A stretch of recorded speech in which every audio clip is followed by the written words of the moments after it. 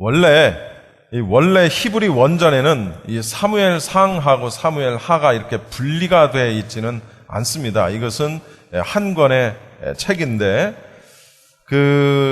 솔로몬이 죽고 난 다음에 이스라엘이 양쪽으로 갈라지게 됩니다. 여러분 잘 아시다시피 북쪽으로는 이스라엘, 남쪽으로는 유다라는 이름으로 갈라지게 되는데, 그것은 마치 우리가 대한민국이 남북으로 갈라지듯 이제 남북으로 이스라엘도 갈라지게 되고, 그리고 차례로 이제 이 외지의 침입에 의해서 이스라엘이 멸망을 하게 됩니다. 이제 그것이 이제 나중에 얘기가 나오겠습니다만, 그렇게 이스라엘이 솔로몬이 죽고 난 이후에 남북으로 나뉘어져서 멸망에 이르기 그 전에 이 다윗의 통일 왕국이 하나님의 주권하에 세워진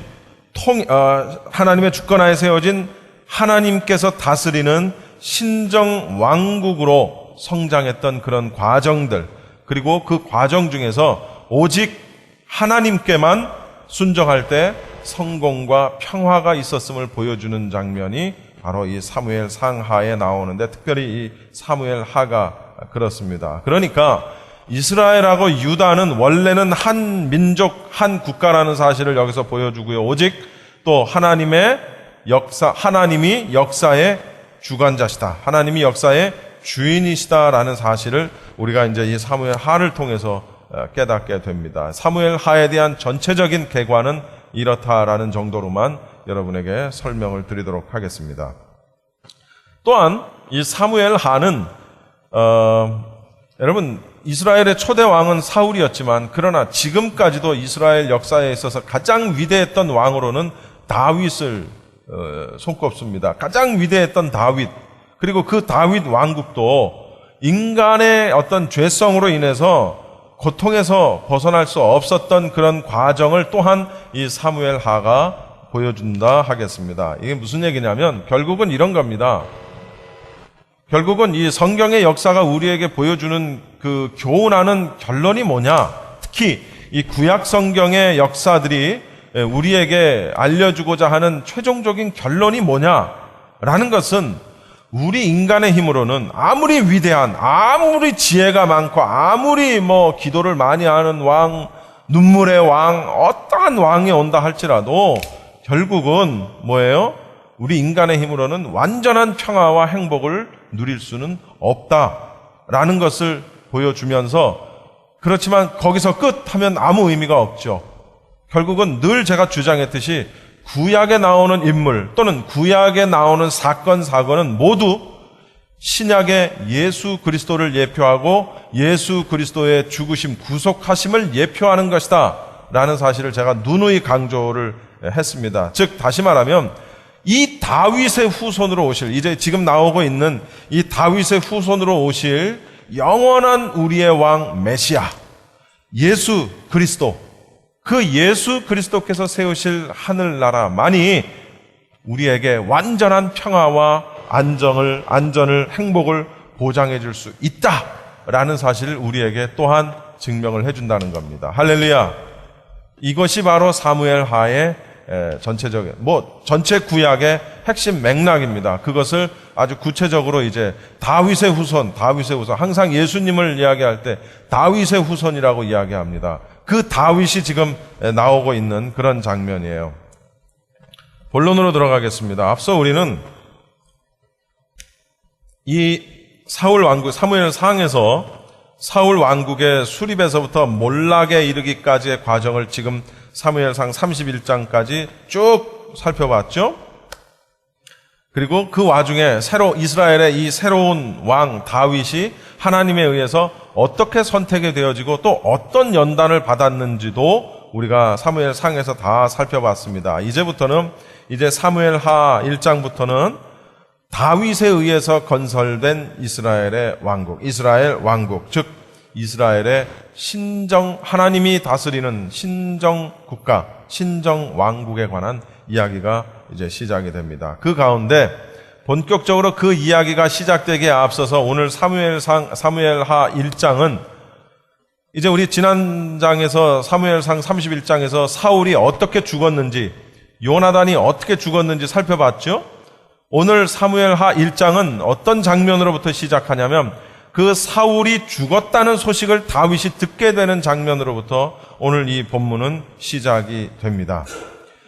본문은 27절까지인데 두 파트로 나눌 수가 있습니다. 1절부터 16절까지는 이스라엘이 졌다는 소식, 이스라엘이 패배했다는 그런 소식을 다윗이 듣게 됩니다. 그리고 그 듣게 되는 그 소식 가운데 사울과 자신의 이 가장 아끼는 친구였던 요나단의 죽음 소식도 함께 듣게 되는 거죠. 그래서 17절부터 끝절까지는 다윗이 그 슬픈 마음을 나타낸 애가, 슬픔의 노래, 다윗의 애가를 짓게 됩니다. 그래서 17절부터 끝절까지는 다윗의 그 구구절절한 아주 가슴절절이 그의 슬픔이 잘 나타나 있는 애가가 기록이 되어 있습니다. 내용을 먼저 요약을 좀 해보겠습니다. 먼저 첫 번째로 1절부터 16절까지의 본문은 이스라엘의 패전 소식을 이제 다윗이 듣게 되는 그런 장면입니다. 여러분 눈 부릅뜨시고 똑바로 저를 잘 향해서 보시고 예배 말씀을 들으시기 바랍니다. 다윗은 시글락이라는 곳에 머물고 있던 약 사흘째 되던 날에 한 이스라엘의 용병 아이로부터 그 사울 왕의, 그러니까 이스라엘의 패전 소식과 사울과 요나단의 죽음의 소식을 듣게 됩니다. 이 소년은 아말렉 소년으로서 용병으로서 참여했다가 전쟁에서 살아남고 도망쳐온 그런 아이입니다. 이 아이가 다윗 왕에게 이 전황에 대해서 이제 소식을 전하게 되는 거죠. 그 장면이 5절부터 10절까지 나옵니다. 이 아말렉 소년은 자기가 사울을 죽였다라고 보고를 합니다. 무슨 보고죠? 허위 보고를 하는 거예요. 거짓말 보고를 하는 거예요. 자, 11절부터 12절까지는 이 허위 보고를 받은 다윗은 어쨌든 사울과 요나단이 죽었다는 소식을 들은 건 맞는 거니까 다윗과 요나단이 죽었다, 이 사울과 요나단이 죽었다라는 소식을 들은 이 다윗은 자신의 옷을 찢으면서 슬퍼합니다. 그리고 금식을 합니다. 이 구약에 보면은요, 어떤 엄청난 슬픔, 엄청난 어떤 죄의 어떤 그런 반성, 이런 것들이 있을 때, 회개할 때, 이럴 때 가장 먼저 하는 게 뭐냐면 자기 옷을 찢어요. 죄를 뒤집어 쓰면서 슬퍼하거나 회개하거나 그런 장면이 나옵니다. 이것은 이때 이 시대의 이 문화에 있어서는 가장 어떤 극단적인 그런 옷을 찢으면서 자신의 어떤 슬픔을 표현하는 그런 장면을 이제 다윗이 하게 되는 거예요. 그리고 13절부터 16절까지는 어떤 장면이냐면 자기가 죽이지도 않아 놓고 자기가 사울을 죽였다고 거짓말을 한 이 아말렉 소년을 아주 극사형에 처해서 죽여버리는 그런 장면이 나옵니다. 자, 이제 이런 것들이 나중엔 제가 다 풀어서 해석을 해드리겠습니다. 요게 이제 1절부터 16절까지의 내용입니다. 그 다음 17절부터 끝절 27절까지의 말씀은 이 사울과 요나단의 죽음을 들은 다윗이 자신의 슬퍼하는 마음을 노래로 적어서 만든 거라고 그랬죠. 애가가 실려 있습니다. 이 애가는요, 두 부분으로 나눌 수 있는데 뭐냐면 이 사울하고 요나단의 죽음에 대해서 아주 극도로 슬픔을 나타낸 그런 부분이 있고, 그 다음에 또 그런 가운데 사울과 요나단의 어떤 용맹이나 이런 미덕, 이런 것들을 찬양하는 그런 부분이 이 애가 가운데 나와요. 그런데 그 용맹함과 그 미덕을 찬양하는 부분은 그 중간에 딱 나옵니다. 22절, 23절. 그게 바로 오늘 여러분이 함께 읽은 그 장면입니다. 그 두 절을 빼고 나머지 앞, 뒤 절은 전부 다윗이 그 슬픔을 나타내는 그런 구절이 되겠어요. 그러니까 앞, 뒤쪽에 슬픔, 그리고 가운데에 사울과 요나단의 용맹함, 미덕, 이런 거를 중간에 실었어요. 그러니까 전체적으로 보면 두 부분으로 나눌 수 있겠죠. 슬픔을 노래한 것, 그들을 찬양한 부분, 이렇게 두 파트로 나눌 수가 있습니다. 요게 바로 오늘 1절부터 27절까지의 본문입니다. 아주 간단한 그런 본문이에요. 그런데 여기서 우리는 굉장히 많은 것들을 우리가 교훈을 얻을 수가 있고 우리 삶 속에 적용시킬 수가 있다라는 얘기입니다. 용병이었던 이 아말렉 소년은 자기가 하지도 않은 짓을 했다고 허위로 보고를 합니다. 자기가 사울을 죽였다고 거짓말을 해요. 그래서 결국 이 소년은 그것 때문에 죽임을 당합니다. 근데 사실은 우리가 지난주에 살펴봤듯이 사울은 어떻게 죽었죠? 스스로 목숨을 끊었어요. 자기가 자결을 했단 말이에요. 31장 4절에 보시면 쫓아오는 블레셋 군대의 화살병에게 그 활을 맞고 죽지 않고 부상을 당합니다. 부상을 당했으니까 더 이상 도망가지 못하고 그랬겠죠. 이제 곧 잡히게 될 위기에 처해 있을 때 사울이 자기의 무기를 든 자, 즉 근위병한테 얘기하는 겁니다. 저 할례 받지 못한 자들이 나를 모욕할까 두려우니 지금 네가 가진 칼로 나를 찔러 나를 죽여다오 라고 말을 했는데 그 근위병이 두려워서 그렇게 하지 못했다고 그랬어요. 그래서 결국은 사울이 자신의 칼을 꽂아놓고 그 위에 엎드려져서 스스로 목숨을 끊었단 말이에요. 그리고 그 옆에 있던 근위병도 결국 스스로 자기도 목숨을 끊고, 이것이 사울의 최후였단 말이죠. 근데 이 아말렉 소년이 자기가 죽였다고 거짓말을 해요. 왜 그랬을까? 이 아이가 왜 그랬을까? 뻔한 거죠. 왜냐하면 사울이 다윗을 죽이려고 했던 그 사실, 무려 10년 동안이나 그 짓을 했으니까 이미 온 천하에 그러한 사실이 다 알려져 있더라라는 얘기입니다. 그러니까 다윗과 사울과 다윗의 그러한 갈등 관계를 이 꼬마 친구도 소년이라는 표현이 나와 있는데 이게 진짜 이런 어린 소년인지 젊은이를 말하는 것인지 어쨌든 이 친구가 사울을 자기가 죽였다고 가서 말하면 다윗 왕이 나에게 참 잘하였구나 하고 큰 보상을 할 것이다라고 생각을 했다라는 거죠. 우리가 일면 이해할 수 있는 부분입니다. 그것이 옳다라는 것이 아니라 갈등 관계에 있는, 우리 이런 말이 있죠. 적의 적은 내 아군이다. 이런 말이 있듯이 나하고 갈등 관계에 있는 사람을 누군가가 대신 해치워주면 나는 굉장히 땡큐한 거죠. 왜? 내 손에 피를 묻히지 않고 나를 해하려는 자를 누군가가 해줬으니, 그러니까 그 사람에게 할 수만 있다면 내가 보상을 하고 싶은 그런 마음이 있을 거라는 거죠. 일반적으로.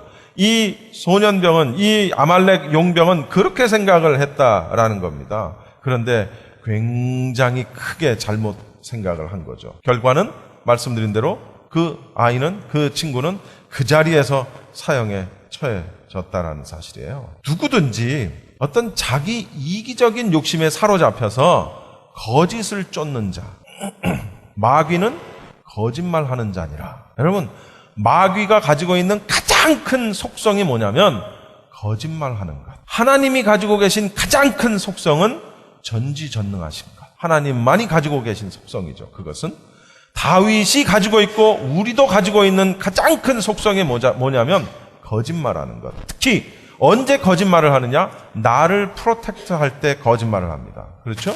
그리고 나를 프로텍트 하는 건 아니지만 내가 그럼으로 인해서 어떤 결과, 그러니까 더 많은 것들을 얻을 수 있다든지 하는 그런 결과, 즉 다시 말하면 욕심, 이기적인 욕심, 이런 것들에 사로잡혀 있을 때 우리는 쉽게 거짓을 말할 수 있다라는 사실입니다.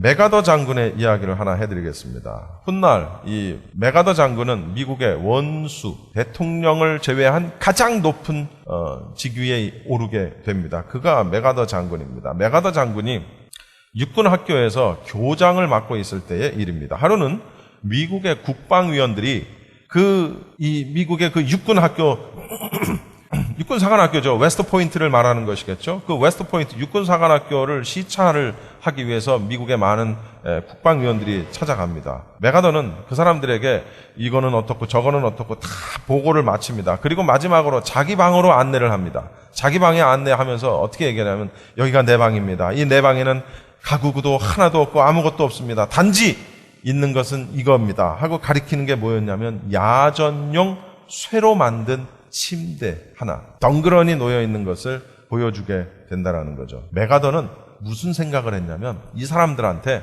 자 보시오, 나는 이렇게 야전용 쇠로 만든 침대, 이 부드러운 침대도 아니고 쿠션이 있는 침대도 아니고 쇠로 만든 침대에 누워서 나는 언제든지 전시가 어떤 상황이 발생하면 나는 나갈 준비를 하고 있고 이곳에서 일주일을 지내고 주말에 딱 하루만 집으로 갑니다.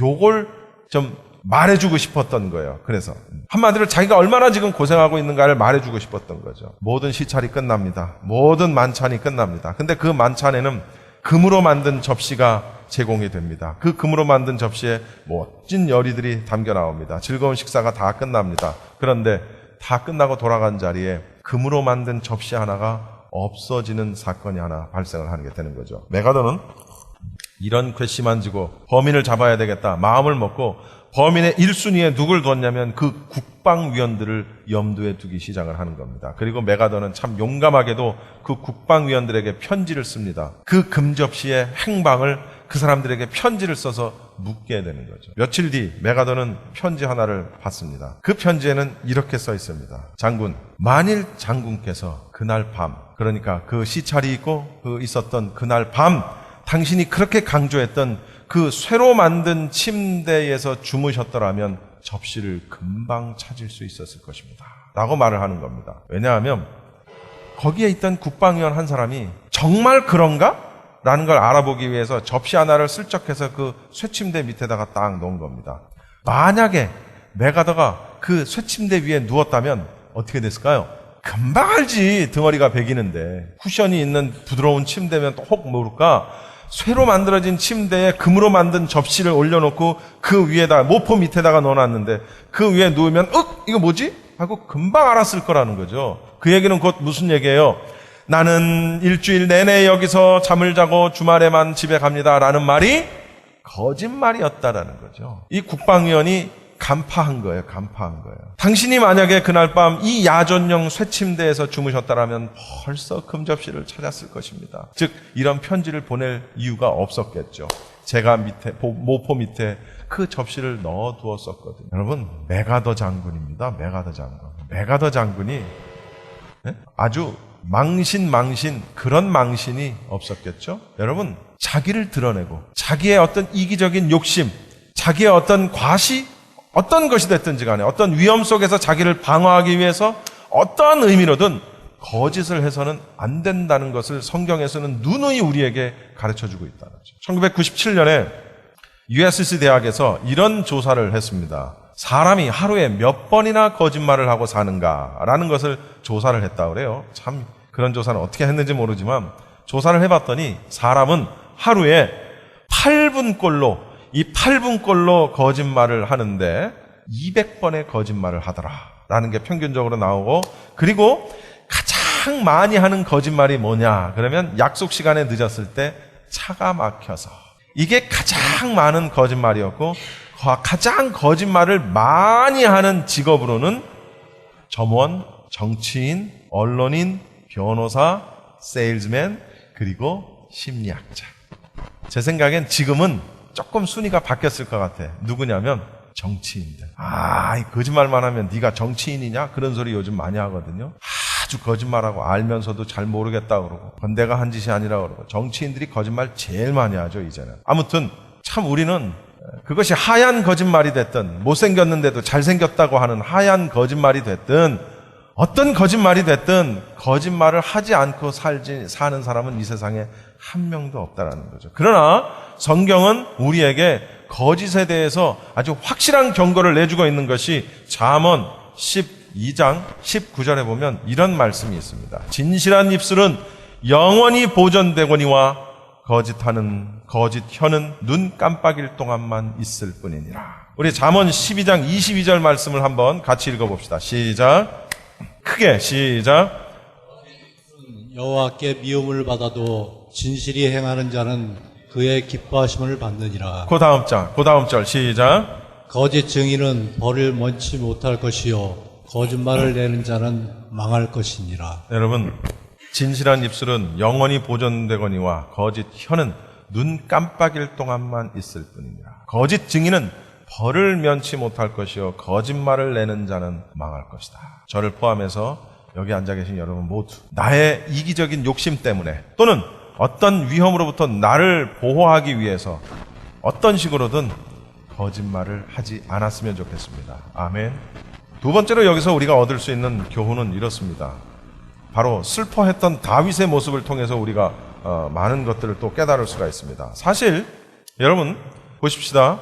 다윗의 입장에서 보면 자신을 그렇게 쫓아다니면서 10년 동안이나 창을 겨누고 칼끝을 겨눴던 사울이 죽었어요. 이제부터 다윗은 어떻게 잘 수 있습니까? 새벽 이슬을 맞지 않아도 돼요. 어두움의 골짜기를 지나지 않아도 돼요. 산을 들어서 하늘을 바라보지 않아도 돼요. 우리식으로 표현하면 두 발을 쭉 뻗고 이제는 아주 편안한 잠을 잘 수 있어요. 왜?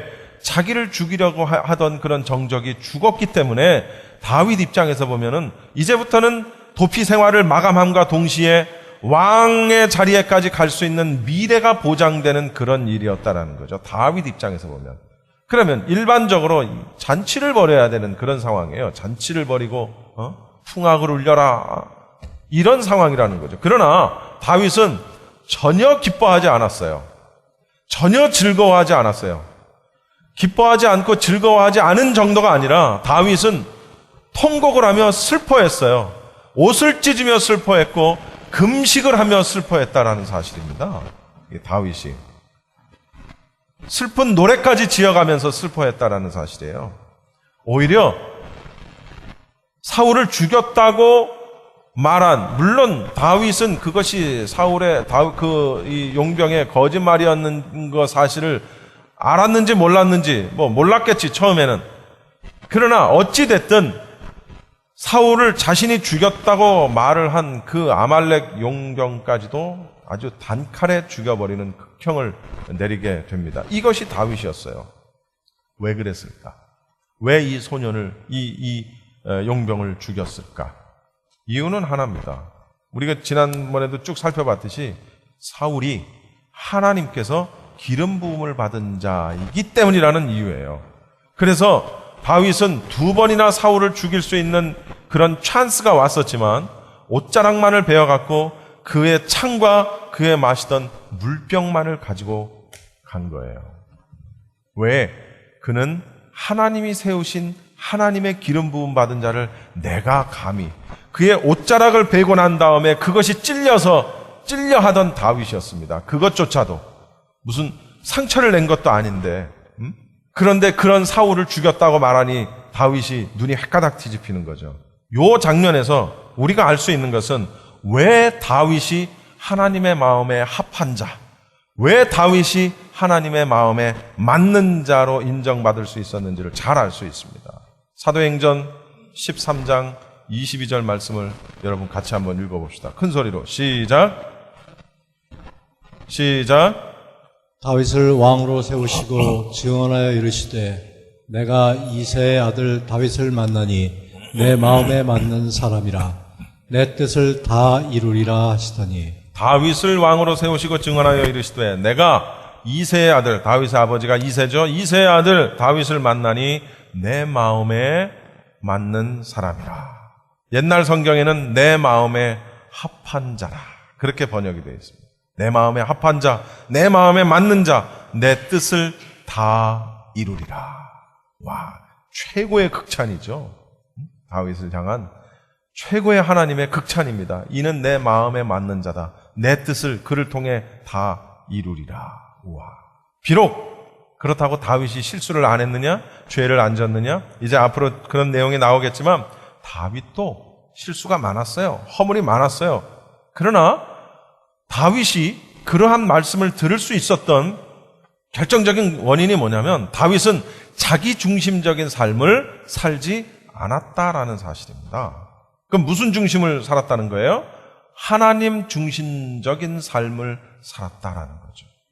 여러분, 이 세상에 성경은 하나인데 신학 사상은 굉장히 많이 있습니다. 아니, 성경은 하나인데 신학은 많아요. 성경은 하나님이 쓰셨고 신학은 누가 하는 겁니까?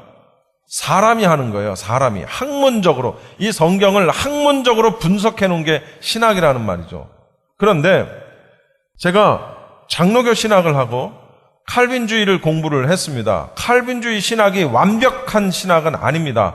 칼빈주의로 설명되지 아니하는 내용이 성경에 무수히 많이 있습니다. 그러니까 이 세상에 그 어떤 신학도 완벽한 신학이라는 것은 없습니다. 그리고 신학은 시대가 변하면 세월이 지나면 신학이 변하기도 한다는 사실입니다. 그러니까 신학은 진리가 아니라는 거죠.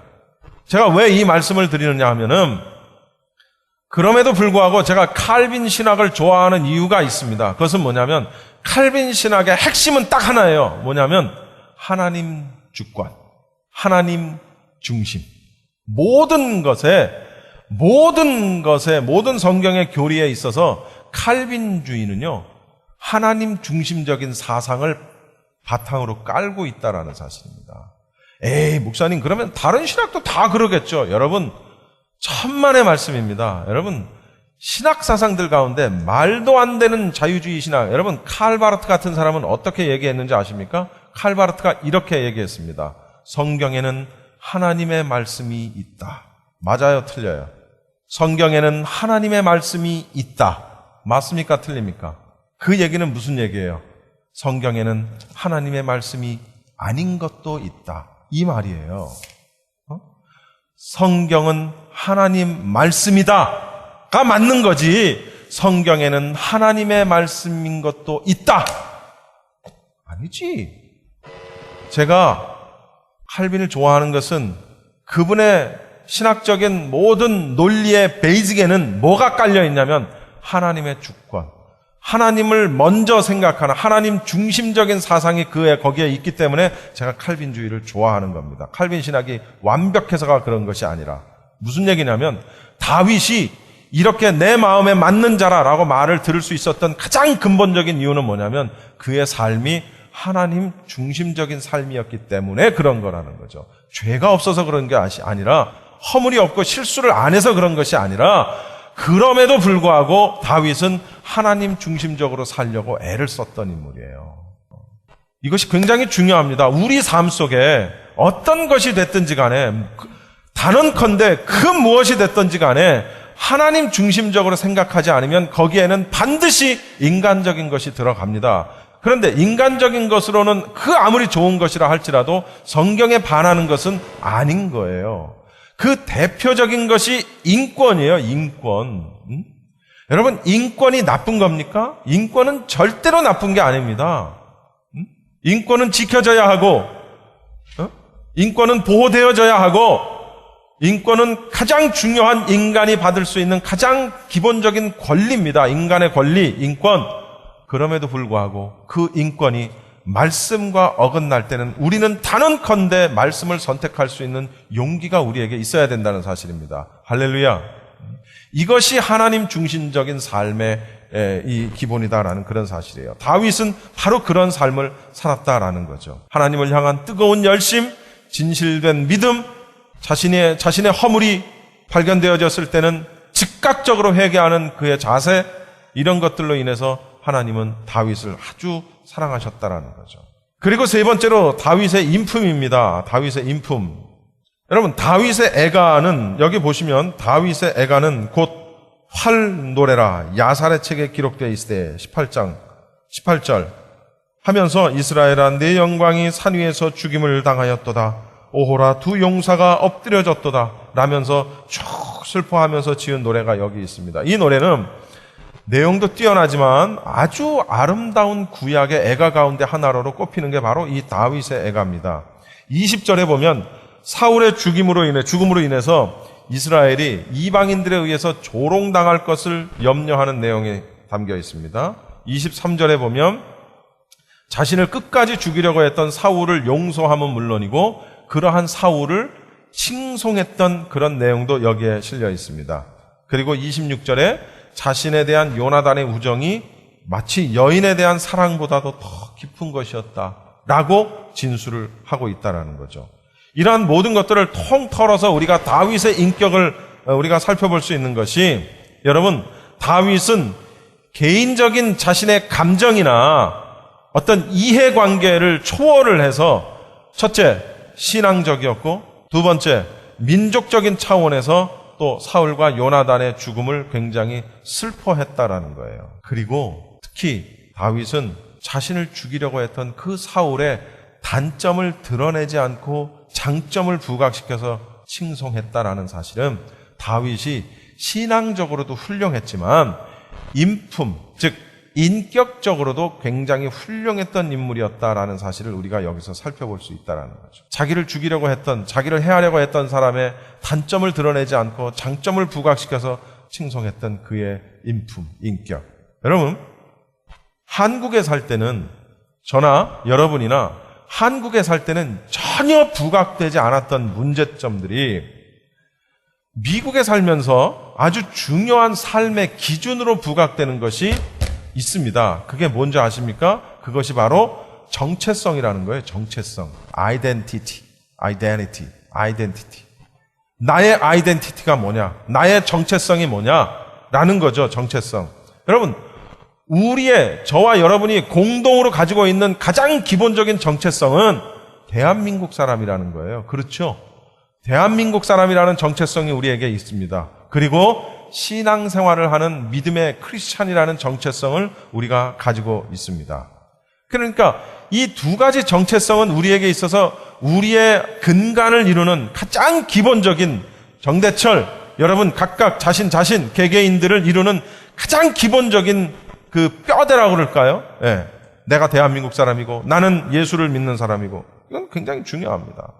우리는 이 정체성을 유지하고 지키기 위해서 끊임없이 노력을 한다는 거죠. 그래서 우리 자녀들에게 한글을 가르치고, 그렇죠? 한국말도 가르치고 합니다. 간혹 제가요 며칠 전에 보험회사 갔다가 그 아버지하고 엄마하고 있고 그 딸이 거기서 일하는 그런 보험회사, 제가 자동차 보험회사에다가 맡기는데 차를 바꿨으니까 리뉴얼을 하기 위해서 갔다가 제가 그런 얘기를 했습니다. 그 딸이 한국말을 못해. 아버지 일을 도와서 일을 하고 있는데 한국말을 못해. 아버지도 영어가 짧지만 영어로 대답해요. 그래서 제가 그 아버지한테 대놓고 얘기했어요. 한국말 못해요? 못한대. 그거 부모님 책임이에요. 난 그런 건 또 대놓고 얘기 잘하거든. 자녀가 한국말을 못하는 건 부모님 책임이에요. 영어는 잘하지. 똑똑하지. 한국말을 못해. 그러니까 네, 맞습니다. 제 잘못이죠. 또 그걸 또 기분 나쁘지 않게 또 인정을 해주시더라고. 어르신인데. 여러분, 한국말도 못하고 한글을 읽지 못하는 사람은 한국 사람이라고 말할 수 있을까요? 사실은 그의 몸속에 흐르는 피는 한국 사람이지만 그러나 엄격하게는 한국 사람이라고 말하기는 참 어렵습니다. 그리고 그런 사람들이 꼭 무슨 생각을 하냐면 내가 왜 한국 사람이야? 내가 미국에서 태어났는데. 그렇게 얘기한다는 거죠. 자기를 미국 사람으로 안다는 거예요. 그런데 자, 미국에서 태어났거나 아니면 어려서 미국에 왔거나 미국 문화에 동화돼서 살다 보면 또는 여러분 굳이 미국이 아니더라도 남미나 다른 국가에서 살던 사람이 한국 사람들과 잘 어울리지 못하고 조화를 이뤄나가지 못하는 그런 경우가 참 많습니다. 제가 말하려고 하는 핵심이 여기 있는데 그런 사람들이 꼭 하는 말이 뭐냐면 아이덴티티를 들고 나온다는 거예요. 정체성. 왜? 나는 한국 사람이 아니라는 거야. 그러니까 여기 있는 한국 사람들하고 이게 말을 못해서 대화가 안 되는 게 아니라 말은 할 줄 아는데 생각이 다르다는 거예요. 정체성이 다르니까 자기는 한국 사람이 아니기 때문에 한국에서 나지도 않았고 자라지도 않았으니까 잘 모른다는 거예요. 그래서 어떤 일에 대해서 그런 문제로 부딪힌다는 거죠. 그러면서 그 사람들이 꼭 얘기하는 게 뭐냐면 정체성, 아이덴티티가 달라서 그래 라고 말한다는 거죠.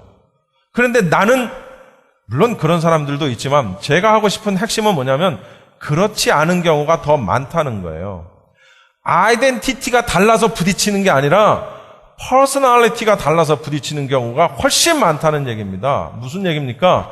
성품의 문제인 거예요. 성품의 문제. 내가 한국 사람이 한국에서 태어나지 않았고 한국에서 자라지 않았기 때문에 내가 그런 한국 사람들과 만나서 뭘 하다 보면 부딪힌다. 그럴 수도 있겠지, 물론. 그럴 수도 있어요. 인정합니다. 그러나 더 근본적인 것은 때로는 보면 그 문제가 아닐 때가 더 많아요. 그 사람의 인격이 문제일 때가 더 많아요. 그런 식으로 따지면 여기서 정말로 나고 자란 오리지널 백인들, 오리지널 미국 사람들하고는 아무것도 할 수 없어야 돼. 그런 식으로 따진다면. 그런데 그렇지 않거든요. 또 같은 한국 사람인데 여기서 태어난 사람하고 맨날 이렇게 된다고요? 전혀 그렇지 않아요. 내 주위에도 전혀 문제될 게 없는 그런 사람도 많습니다. 문제는 뭐냐면 인품, 인격 또는 성격, 캐릭터, 퍼스널리티. 그래서 얼마 전에 어떤 사역자 한 분이 그런 문제를 가지고 이야기를 했을 때 정체성이 달라서 이게 서로 맞지 않는다. 그래서 내가 나중에 그 사람한테 그랬어요. 아이덴티티의 문제가 아니야. 퍼스널리티의 문제지. 여러분, 이게 다윗을 통해서 우리가 꼭 배워야 할 인격이라는 거죠. 자신을 죽이려고 했던 자를 의 단점을 드러내지 않고 그를 칭송하고 진심으로 그를 슬퍼하고 안타까워했던 다윗의 인격. 죽일 수 있었는데도 불구하고 그를 죽이지 않았던 그 사람의 신앙 인격. 이런 것들을 우리가 결단코 배워야 될 그러한 훌륭한 인격이라는 거예요. 훌륭한 성품. 그러니까 결국은 저는 그렇게 생각합니다. 신앙생활이 뭐냐? 뭐 하나님 믿고 예배드리고 신앙생활이죠. 조금 더 신앙생활이 뭐냐라는 거를 카테고리별로 다 분류할 수 있겠지만 저는 신앙생활은 성품이다. 인격이다. 다시 말하면 신앙생활은 삶이다. 저는 그렇게 생각하죠. 그러니까 저는 제 스스로를 바라보면서 제가 저를 참 안타까워하는 게 뭐냐면 나도 좀 온유한 사람이었으면 좋겠다. 비둘기같이 온유한 비둘기처럼 온유한 사람이었으면 좋겠다. 제 주위에 그런 사람들을 보면 참 부러워요. 저는요, 제가 그런 온유한 성품을 가지지 못했어요. 여러분 이미 다 아시겠습니다만. 참 그게 부럽습니다. 그리고 아까 얘기한 그런 퍼스널리티에 문제가 있는 사람들은요, 또 공통적으로 어떤 게 있냐면, 남이 하는 얘기를 듣지를 않아요. 희한하죠? 사울도요, 요나단이, 자기 아들이 아버지인 사울에게 아주 직언을 했어요. 아주 충정에서 나오는 자식으로서 다윗을 죽이지 마십시오. 사무엘상 19장 4절, 사무엘상 19장 5절 보면 우리 다 배운 말입니다. 사울에게 다윗을 칭찬하여 말합니다. 원하건대 왕은 신하 다윗에게 범죄하지 마십시오. 그를 득죄하지 마십시오. 왕께 자기 생명을 아끼지 아니하고 블레셋 사람도 죽이지 않았습니까? 여호와께서 온 이스라엘을 위하여 큰 구원을 이루셨고 왕이 이를 보고 기뻐하시지 않았습니까? 다윗을 통해 그렇게 승리한 그때. 근데 왜 어찌 까닭없이 다윗을 죽이려 합니까? 물론 초반에는 이 말을 듣고 사울이 잠깐 동안은 자신의 죄를 뉘우치고, 그래, 다윗을 데려와라, 같이 밥을 먹자, 이런 자리도 마련을 했어요. 그런데 그러면 뭐합니까? 결과적으로는 죽는 그 순간까지 다윗을 죽이려고 했던 사울, 무슨 얘기예요? 다른 사람의 말을 귀담아 듣지 않습니다. 이런 사람들은 옳은 말을 해주고 충고를 해주고 정말 충정에서 나오는 말을 해줘도 그걸 듣지 않아요. 희한하죠. 그러니까 결국은 우리가 신앙생활을 하면서 성화되어진다라는 것, 우리가 두렵고 떨림으로 구원을 이룬다라는 것은 바로 성품과 관련이 되어 있고, 더 나아가서 우리의 삶 전체와 관련이 되어 있다. 이번에 종말론 세미나에서 그 박만영 목사님이 굉장히 강조했던 말씀이 뭐냐? 구원을 못 받았으면 구원을 받고, 구원을 받았으면 그 구원을 지키라. 무엇으로? 삶으로, 행위로 지키라. 그것이 핵심 말씀이었어요. 그러니까 무엇으로 내 믿음을 드러낼 수 있느냐? 행위로, 삶으로, 내 인격으로. 그런 얘기입니다. 말씀을 마치겠습니다. 결론입니다. 여러분, 우리 스스로를 한번 생각해 봅시다. 우리는 누군가의 인정을 받기 위해서 거짓말을 한 적은 없는가? 우리 스스로를 한번 생각해 봅시다. 또는 나를 모함하고 나를 시기하는 자를, 시기해서 넘어뜨리려는 자를 내가 어떻게 대했는가? 나도 그를 모함했는가? 시기했는가? 그를 욕했는가? 그리고 더 나아가서는 나의 인격이 어떤가? 나의 성품은 어떨까? 나의 성격은 어떨까? 다른 사람은 나를 어떻게 보는가? 이런 부분들도 내가 한번 생각해 볼 일이다라는 거죠. 하나님과의 관계, 사람과의 관계, 이 모든 관계의 중심에는 우리의 퍼스널리티가 있다라는 거죠. 특히 사람과의 관계에 있어서는 퍼스널리티의 문제지 아이덴티티의 문제가 아니라는 사실입니다. 여러분, 저도 목회를 하고 교회 안에서 또는 개인적으로 사적인 자리에서 아주 결정적인 허물을 여러분에게 보일 그럴 때도 있을 것입니다. 사랑으로 저를 품어주시고 용서해 주시고, 저 또한 여러분을 또한 그러한 마음으로, 왜? 예수님이 십자가에서 죽어가시면서 하신 말씀, 아버지여, 아버지여, 저들을 용서하옵소서. 저들은 지금 자기들이 하는 짓이 무슨 짓인지를 모릅니다.